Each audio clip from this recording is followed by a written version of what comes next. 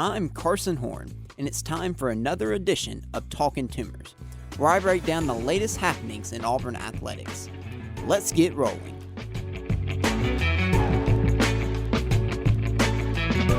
It's time for games. I am tired of Talkin' season. We are less than 2 weeks away now from Auburn football kicking off its 2025 season, and it cannot get here any sooner. But until then, we will have one more week of Talkin' season episodes before we finally get to game week episodes, which I cannot wait. That will be our very next episode. So enjoy this last Talkin' season episode on this edition of Talkin' Tumors. I am Carson Horn. Thank you all for being tuned in, whether you're watching on YouTube or listening to the podcast. We have plenty of controversy or drama to dive into on today's show, but you can tell by my facial expressions or my tone if you're listening on podcasts that I'm not excited about it. I'm tired of this. I know I'm in the podcast business, and so this is what we do. We talk about the drama on social media and message boards and so forth and so on, so I really shouldn't complain about it, but I'm ready for games, and I know you all are as well. I'm tired of talking about what-ifs and possible scenarios. I want to talk about the here and now, and come less than 2 weeks from today, Auburn will kick off against Baylor, and we'll finally be able to talk about what is actually occurring on the field, and I cannot wait for that. But until then, we will have a show today, and I'm going to dive into the latest from Auburn's fall camp, what has been happening there. We'll also dive into what I'm most confident in, what I'm least confident in as far as position rooms go. I ranked position rooms, I think, back in the spring, but now that we're pretty much through fall camp at this point, I want to go through just a confidence meter for each and every position group on this Auburn football team for the most part, and also offer up some final thoughts on Jackson Arnold. Yes, a controversial figure. If you're the Auburn quarterback, you're always going to be a controversial figure unless you are Cam Newton or Pat Sullivan, maybe Nick Marshall. So I'll offer up some final thoughts before we get into the season on Jackson Arnold, and I have a few more thoughts on Hugh Freeze as well before he starts his 13th season at the FBS level as the head coach of Auburn. So with that being said, let's get into fall camp takeaways now. Auburn did have another scrimmage on Friday. As I said on last week's episode, intel is really hard to come by from those scrimmages. I do not have anything I feel comfortable sharing from that, so I'm not going to. But there are some other things that we can take from stuff that has been said by Hugh Freeze, along with some of the players and the assistants over this past week. So that is really what I'll discuss a little bit. Starting out, the defense continues to win. We did finally get that out of the last week's scrimmage. I said we didn't get much information, but that was the gist. I think the offensive coaches, when they spoke to the media this week, admitted as much. The defense won the day. And that's not a surprise. The defense, it seems like, has won most of fall camp. It's also not a surprise. I don't have a problem with this. This doesn't concern me. The majority of the time, the defense does do better than the offense. There are multiple reasons for that. Anyone who has played football can usually attest to this. That's usually the case unless you just have a really bad defense or just an exceptional offense, which while I think Auburn's offense has the potential to be good, I wouldn't call it exceptional by any stand in any way. Auburn's defense has the advantage because usually your defense, it knows the offense. You go against it every day. You know their general plays and philosophies and what their tendencies, so forth and so on. The defense has the advantage there. And the offense is also not typically preparing and going over a game plan for its own defense like you would do for an opponent. So therefore, different stunts, different twists, different things that the defensive line, linebackers, different looks, the secondary give. The offense is typically not prepared for those, and therefore there's usually more confusion from the offense when they're facing off against the defense. So I would prefer the defense to be winning the day. Now, that doesn't mean you want the defense dominating constantly and the offense never winning a drill.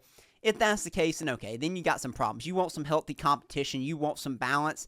And it does sound like from the coaches that has happened. The offense has gotten the better of the defense some, maybe not as much as the offensive coaches would like, but I think overall it has been a fair balance, with certainly the strength being towards the defense. Now, Jake Thornton, the Auburn offensive line coach, did add this week that he wanted to see the Auburn offensive line take over. Well, that he thinks they have that ability. Have they done that so far in fall camp? It doesn't sound like it. And that is good news for Auburn's defensive line. I have some concerns about that group. I've shared that. So that's good news for them. Maybe a little bit concerned for the offensive line, which, as you all know, I am very high on for this season. But overall, all we know is the defense has won fall camp, to say the least, but the offense has won its fair share, it does sound like, too. We'll see if that changes leading up to the Baylor game, but really, eventually, all focus is going to turn towards the Baylor game, and you won't have probably as much of 1v1 competition going on with Auburn's offense versus Auburn's defense. Next thing that stood out to me from this past week and in interviews with coaches is that Auburn's cornerback coach, TJ Rushing, who replaced, safeties coach TJ Rushing, who replaced Charles Kelly when he went to become the head coach at Jacksonville State, said this week in his interview that there are no starters in that secondary room, which I thought was interesting. And many people may take the philosophy like people do with quarterbacks. You have two quarterbacks, you have none. Some might look at that and say, oh, that's not good. That must mean the secondary room is just not very good. I actually think it means the opposite. I think the secondary room is really, really good, and I just don't think there's a ton of separation there. I think they're all high-level players. Maybe that means you don't have an elite guy, although we know that Jay Crawford is going to start, and we know Caleb Harris is going to start. I would say those two guys are borderline elite and could be elite this season. Besides that, though, I do think you have a ton of really talented players, and it's made for really healthy competition in the secondary room throughout fall camp. So I actually loved that quote from TJ Rushing, and it didn't bother me one bit. It didn't shake my confidence in this Auburn secondary whatsoever. Now, it'll shake out. It will shake out, and by the time games get going and we get through the Baylor game, the Ball State game, the South game, you'll probably, and this coaching staff will have a better idea of what exactly the secondary room is going to look like, and there'll be less snaps for some guys and more snaps for others. I do think there will be a consistent rotation there, but it'll tighten up. For the Baylor game, you'll probably have a pretty large rotation, I would have to guess. But guys separate themselves once games are played. Some guys, they play better when the lights are turned on. Some guys are practice all-stars and then are terrible come game time. And those are things you just can't really figure out until games are played. So this will sort itself out. I am not concerned about this. I like the talent in this room, and I think this secondary is going to be really, really solid for Auburn this year. And, I did want to add this point, too. Jay Crawford, for instance, back to my point I was just making there, Jay Crawford didn't start until week 3 last year for Auburn. And he went on to be one of the top cornerbacks in the SEC last season. And based on everything that we've seen and heard from coaches out of fall camp so far, it looks like he's on track to be one of the best corners in the country, not just the SEC this year. So, suffice to say, sometimes it takes a little bit for things to get sorted out, but they will. Guys will rise to the occasion that are ready for it. And Jay Crawford was one of those last season for Auburn. And then finally, final note I have is the wide receivers are banged up. Hugh Freeze discussed this last week. All of them pretty much are banged up, which is concerning. Hugh Freeze did not seem overly concerned about it. He said he didn't think any of them would be more than a week as far as being held out or slowed down. He said Eric Singleton's with the most severe, if you will, but even he thought he would be back within a week. It was a deep bone bruise, I believe, in his thigh for Eric Singleton, which if you ever have one of those, you know they are not comfortable and they are not fun, but it's nothing structural, which is what you're really trying to avoid. Perry Thompson was seen with a knee brace on his knee. Cam Coleman really couldn't make out what the deal was with him or Malcolm Singleton, but all of those guys are banged up, and those are your top wide receivers. So not good for Auburn, but it does allow more reps in fall camp for maybe some of those younger guys that need more of them. Not that Cam and Eric and Malcolm and Perry couldn't use more reps, but it's not necessarily a bad thing that a guy like Duke Smith, who just came in this summer, true freshman, or Horatio Fields, I know a veteran but a transfer, and Sam Turner, the true freshman, it's not bad for those guys to get more reps, because I do think you have a deep wide receiver room here, and those guys have the potential to play and be factors for Auburn this year, in particular Horatio Fields and Sam Turner. Not as much, I don't think, for Duke Smith, but he's got to have that learning curve, so getting more reps will be good for him. So is it slightly concerning? Yes, I do think those guys will get back healthy, though, and will be good to go for Auburn come week 1 against Baylor. Okay, and then finally, I mentioned the drama. I feel like time is a flat circle sometimes, because merely 12 months ago or so, we had this exact same discussion on this show, on social media, on message boards. We discussed Auburn's play calling. And here we are again in August of 2025, and we are discussing Auburn's play calling again. Now, let me say this. Hugh Freeze and the Auburn coaching staff are as much to blame for this as anyone.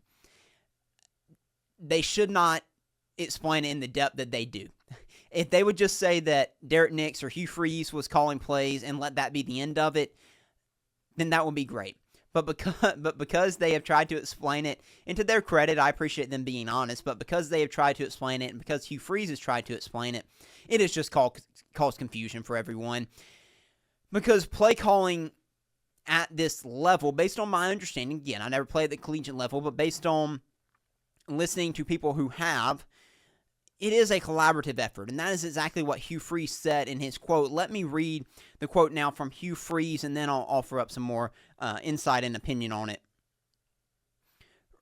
Hugh Freeze said, quote, Derek Nix is the offensive coordinator, and he does all the planning and scripting, and is in charge of the game plan. But man, there's no staff where there's not a collaboration on the plan, offensively or defensively. I reserve the right to say on the call sheet, yeah, I don't really like that one right here. But he does a great job for us. End of quote there from Hugh Freeze.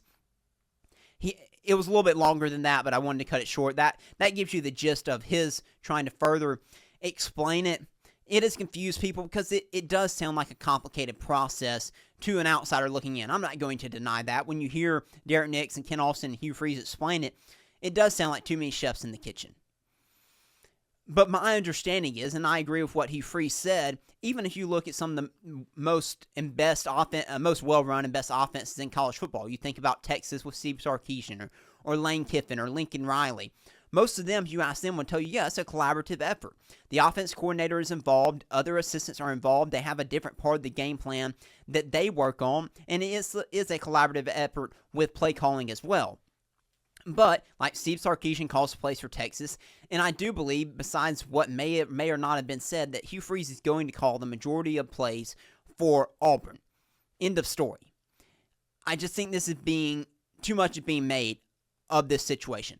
Is Derek Nix, is Ken Austin, are they involved in play calling? Yes, that's what they said. They're absolutely involved, but I don't think this is that abnormal from what goes on at other programs whatsoever. I think it is very, very similar to what goes on at other places, and I think that it is being overblown. And I get it, though.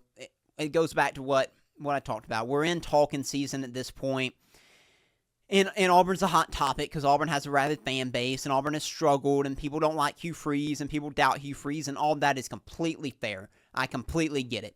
So when something like this happens that confuses people and doesn't make much sense to an outsider just watching what's going on in Auburn and looks at how Auburn played last year, then I understand why it took off. But the thing is, this is what Auburn did last year. Now, that's probably the worst argument for Auburn to continue doing this, but this isn't something new. This is what Auburn did last year. They feel comfortable with it, whether you think it's a problem or not, which I don't. I think Auburn has some issues that they needed to address, but I don't think the way they're going about play calling was the issue. I think some of the coaching and stuff they could have done better during the week and preparing for certain situations and execution. And certain play calling, absolutely, but the process in which they go about play calling, I don't have a problem with. I just don't think it's all that different from the way other programs handle things. It is what it is. It's not a big deal to me. I don't think I did a very good job maybe explaining that. I apologize if I didn't. But I'm sorry if I can't get up in arms about this. We've been through this before. Ultimately, if Auburn has a really good season this year and the offense clicks, no one's going to care about this. No one's going to talk about this. And if Auburn struggles, people will come back to this and point to this as the reason for it. And I don't think it will be if Auburn's offense does struggle. And if Auburn's offense does succeed, no one's going to come back and say this is a genius philosophy either. So it is what it is. That's why it's time to get to actual football games. Okay, enough on that. Moving on now, I want to go through each Auburn position room and give you my confidence meter on each offensive room, how I feel going into the season. Now that we're through spring and we're through fall camp, this is my final little ranking here, if you will, for these different position groups on Auburn's team. Starting with the most confident, and then I'll lean into the groups that I have more question marks about, or I'm a little bit concerned about. Starting with Auburn secondary, just got done talking about them. I have a 10 out of 10 on the confidence meter on Auburn secondary. I'm extremely confident in the secondary this year that they will be one of the best in the SEC and one of the best in the country. And there's not much more to say about that. There's sky-high expectations from Auburn for this group, and there's sky-high expectations from me for this group. Auburn's wide receiver room also have at a 10 out of 10. I know we just mentioned the injury concerns. Assuming they're healthy, this wide receiver room's going to be top 5 in the country. It's going to be one of the best in the SEC.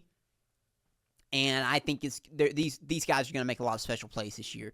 Malcolm Simmons, Perry Thompson, Cam Coleman, Eric Singleton, Horatio Fields, Sam Turner. All those guys, I believe, will have a role, and all those guys will make big plays for Auburn this year.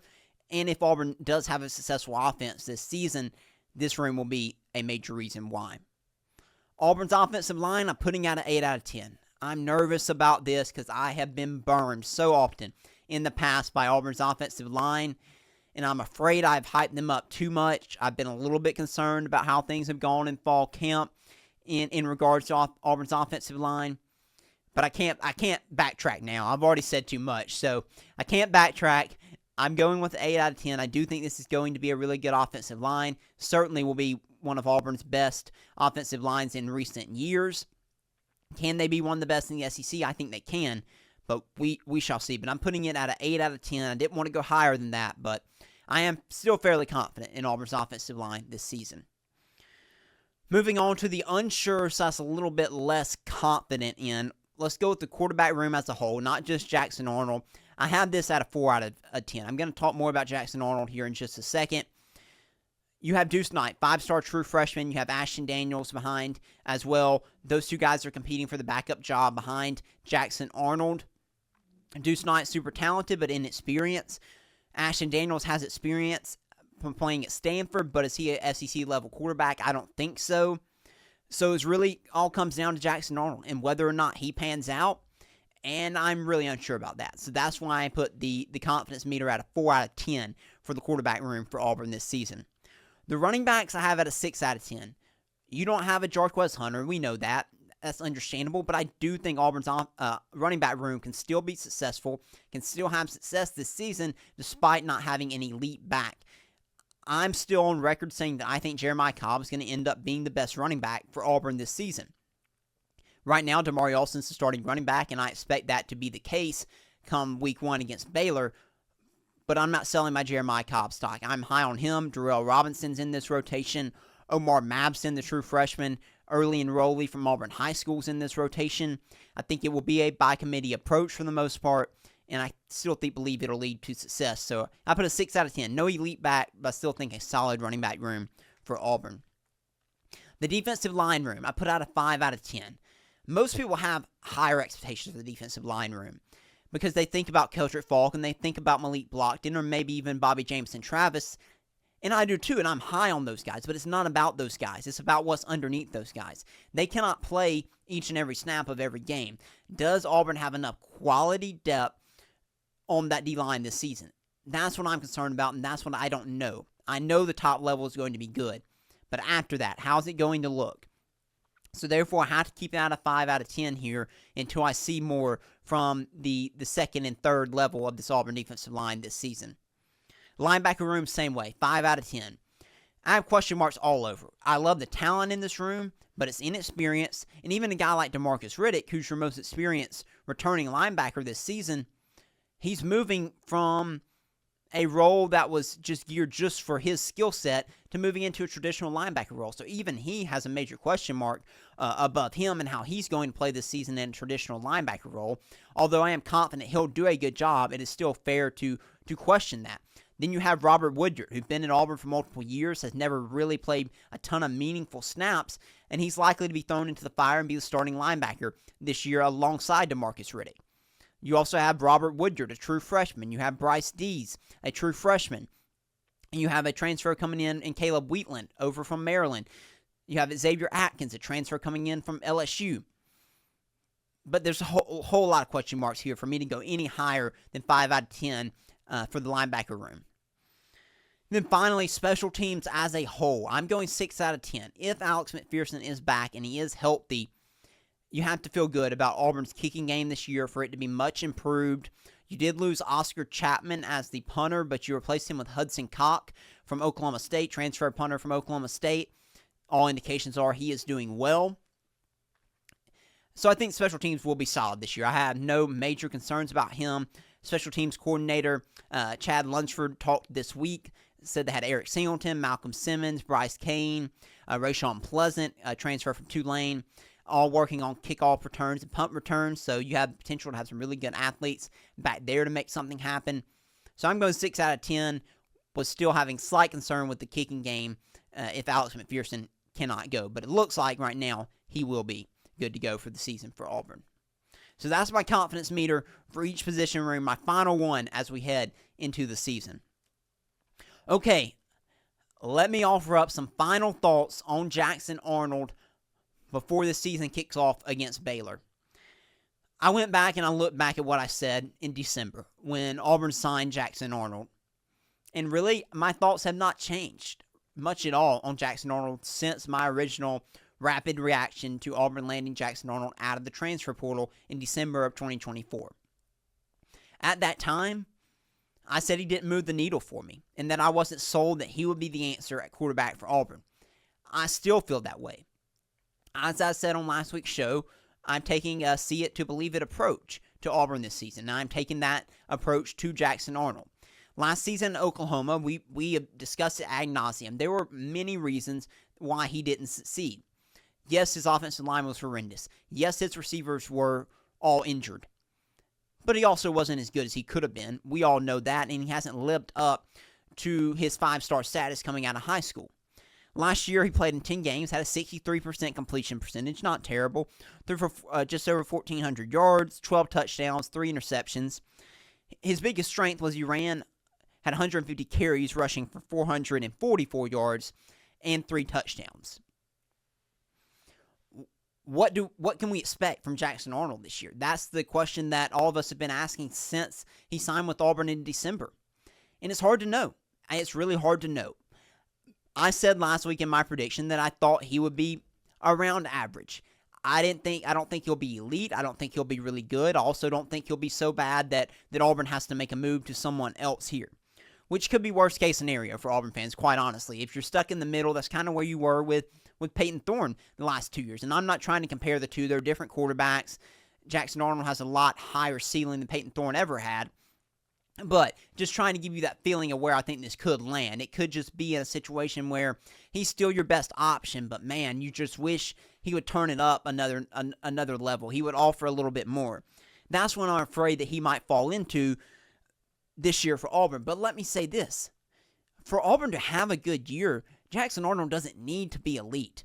Meaning, if you think a good year this year for Auburn is at least 8-4. That's where I'm going with. That's the line, because I think most Auburn fans will say that is what would warrant a good year. Based on what things have been in the past, we don't want this to be the standard moving forward, but for this year, we would absolutely love 8-4.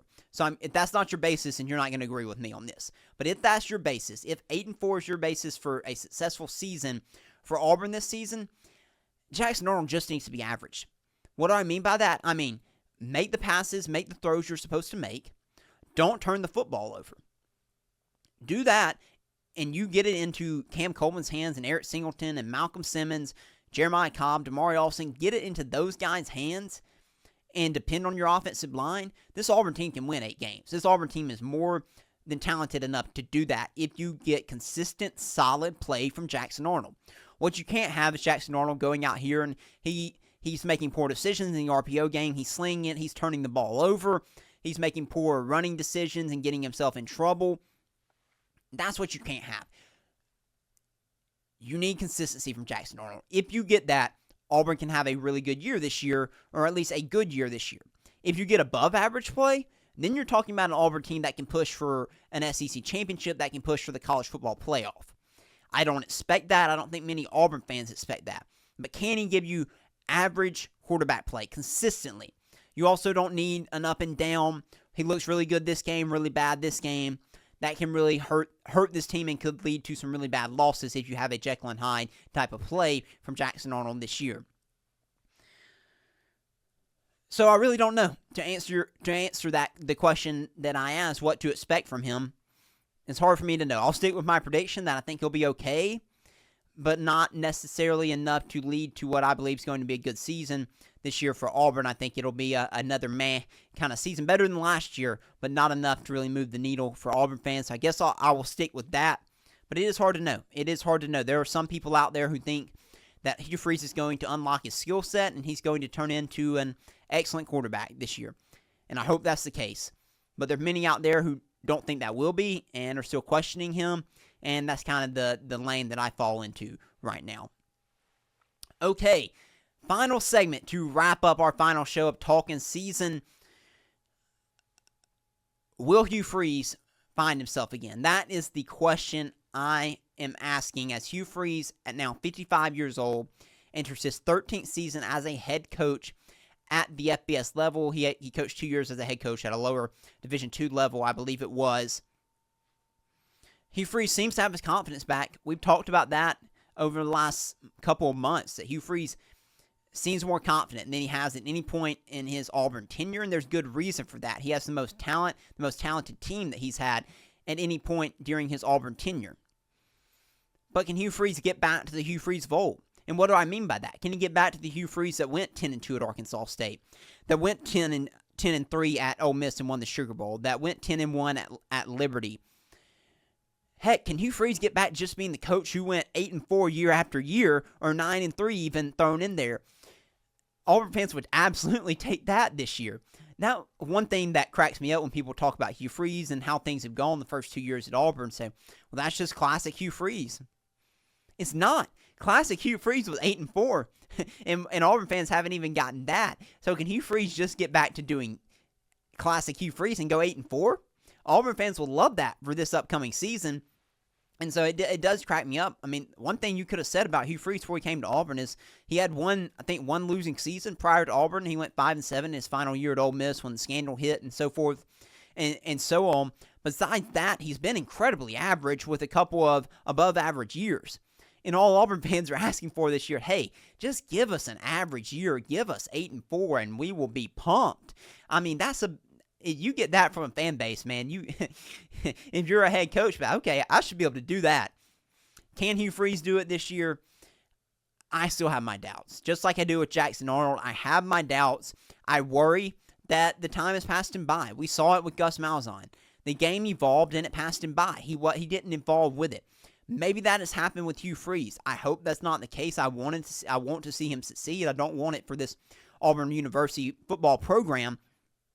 But I have my doubts because Hugh Freeze has underachieved the last 2 years. There's no bones about it. He's underachieved, and so there's fair to have concerns about some of the things he has done as a head coach. I do not have concerns about the way he has approached this rebuild and the way he's recruited. I think he's handled things the right way and had, for the most part, the right approach. We've talked about how he could have done things a little bit differently with the transfer portal maybe in this first couple seasons, but big picture-wise, I think he's handled the program the right way, but he hasn't figured out how to get results on the field yet, and I am concerned that maybe he won't get that figured out. But can he find it this year? That's the question I am asking as we get closer to game week, and Auburn will kick off against Baylor, and we'll hopefully get an answer to that question this upcoming season, for good or for worse, for Auburn and for Hugh Freeze this upcoming year.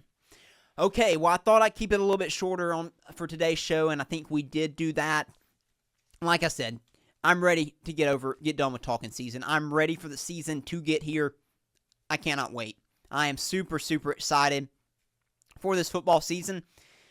Despite maybe the tone of those final two segments there, I do have my doubts about Auburn, but this is a talented team, so I'm excited to watch them play, and I hope that they exceed my expectations this season. I hope I'm wrong on a lot of things except for the offensive line and secondary. I want to be right on those two groups because I am high on them. So I am looking forward to this season.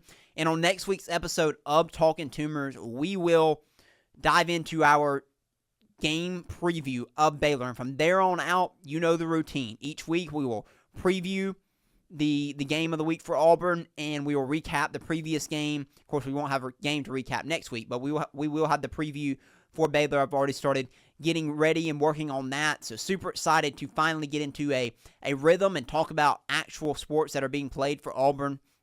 And so we start to wrap up this off season that we have been in for Auburn sports. Really, Auburn soccer started this past week.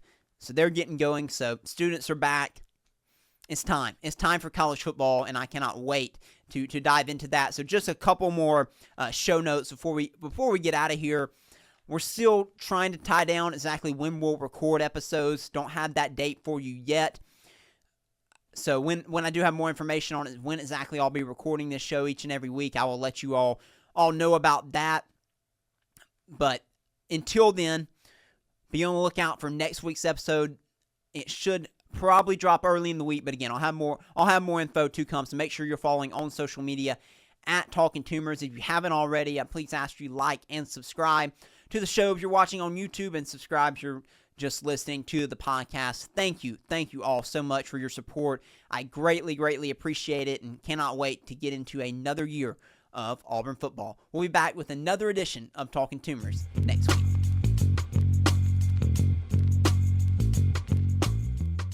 Thank you for listening to Talkin Tumors.